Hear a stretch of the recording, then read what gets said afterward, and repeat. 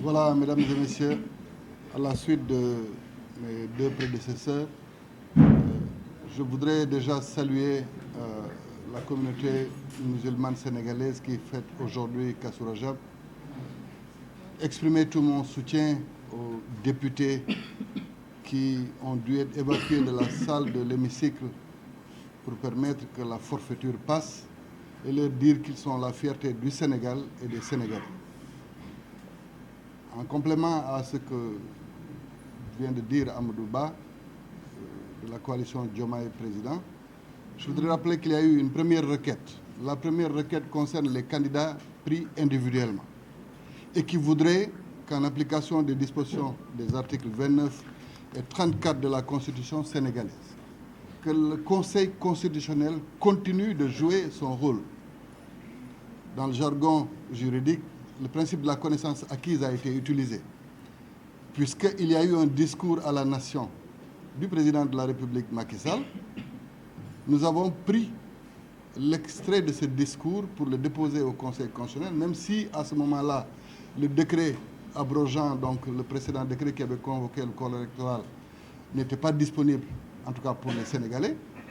Donc nous avons demandé au Conseil constitutionnel de continuer à être l'arbitre du jeu électoral comme le prévoient les dispositions légales et réglementaires. Et en même temps, nous lui avons demandé, conformément aux dispositions de l'alinéa 7 de l'article 103, de continuer à jouer son rôle. Et cet alinéa est hyper vital pour la survie du Sénégal. Parce que c'est dans cet alinéa que la forme républicaine de l'État du Sénégal est rendue intangible. Quand nous rendons intangible notre forme républicaine et que nous rendons intangible, du fait de leur réforme consolidante de 2016, la durée du mandat, je pense qu'il n'y a plus de sujet à débattre du point de vue du droit et que cette première requête déposée par les candidats eux-mêmes devrait suffire à rétablir les candidats dans leurs droits pour que le processus électoral continue. Je rappelle d'ailleurs que cet alinéa découle de leur réforme consolidante de 2016. Pour une petite genèse, le président Macky Sall voulait réduire son mandat. Et il a consulté le Conseil constitutionnel pour lui dire que je voudrais ramener mon mandat de 7 à 5 ans. Le Conseil constitutionnel lui dit: tu es incompétent quand il s'agit de la durée du mandat.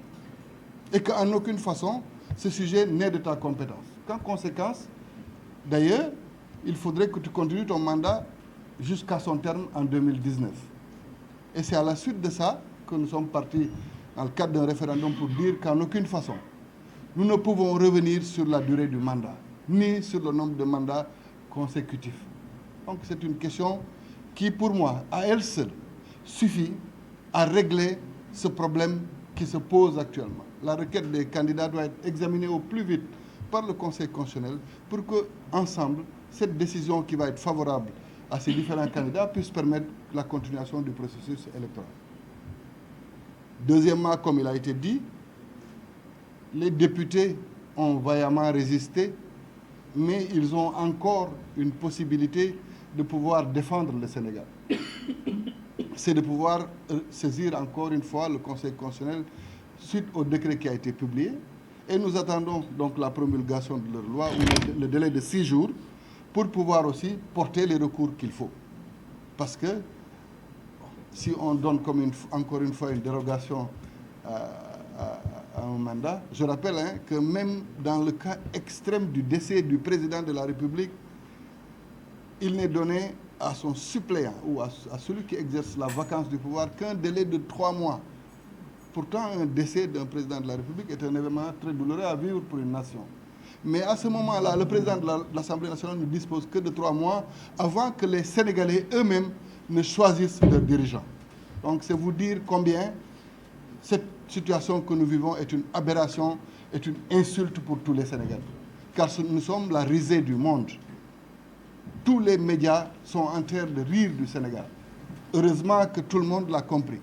Et c'est pourquoi nous, ce collectif-là, nous avons décidé d'aller à la rencontre de tous les segments de la nation qui se sont déjà prononcés pour la préservation de la démocratie sénégalaise. Vous avez dû voir tous les segments des mouvements sociaux, des associations, des autorités religieuses qui ont osé dire la sacralité de la Constitution sénégalaise et que le respect du calendrier électoral est un élément de stabilité de notre nation. Donc dans cette démarche-là, nous appelons tout le monde à l'unité. Il ne s'agit pas d'un combat d'un candidat ou d'un candidat spolié ou d'un parti qui aurait pu vouloir être membre de ce processus et qui ne l'est pas. Il s'agit d'une affaire qui concerne tous les Sénégalais et cette crise permet de régler, si elle est réglée comme nous le souhaitons, définitivement toutes les questions des dérives qui peuvent survenir dans l'avenir. Et c'est pourquoi le collectif de la société civile, des différents acteurs de la société civile qui a pu se prononcer, le collectif des candidats spoliés qui s'est déjà prononcé, toutes les organisations syndicales, toutes les centrales syndicales qui se sont prononcées, les associations et les autres mouvements feront l'objet d'une visite de la part de ce collectif pour qu'ensemble, les décisions qui vont être prises pour mobiliser le peuple sénégalais soient des décisions qui émanent de tout le Sénégal au lieu que ce ne soit des décisions qui émanent d'un ou de plusieurs candidats. Voilà ce que je voulais dire. Et encore une fois, des procédures seront en cours aussi concernant les actes illégaux qui ont été posés par le président de la République et par le gouvernement. Parce que si vous vous rendez compte, dans l'actualité d'hier, ceux qui étaient dans la commission d'enquête de l'Assemblée nationale étaient eux-mêmes en train de laver à grande eau celui qui a été cité dans le texte de loi comme le corrupteur. C'est cette incohérence, cette incongruité qui montre combien il ne s'agit que d'un jeu politique, rien d'autre. Vous ne pouvez pas être un accusateur, le lendemain, avant même que vous ne meniez les enquêtes, vous revenez pour dire que celui que vous avez accusé est blanc comme neige et que, naturellement, il reste votre candidat. Si c'est un corrupteur, il ne doit plus rester un candidat.